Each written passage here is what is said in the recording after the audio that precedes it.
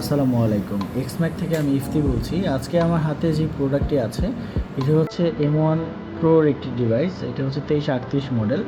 So এটি আমার হাতে আসছে নো পাওয়ার হিসেবে। এটা ওপেন হচ্ছে না। সো এখন আমরা চেক করব আসলে কী প্রবলেমের জন্য ওপেন হচ্ছে না এবং আমরা এটা রিপেয়ার করার চেষ্টা করব।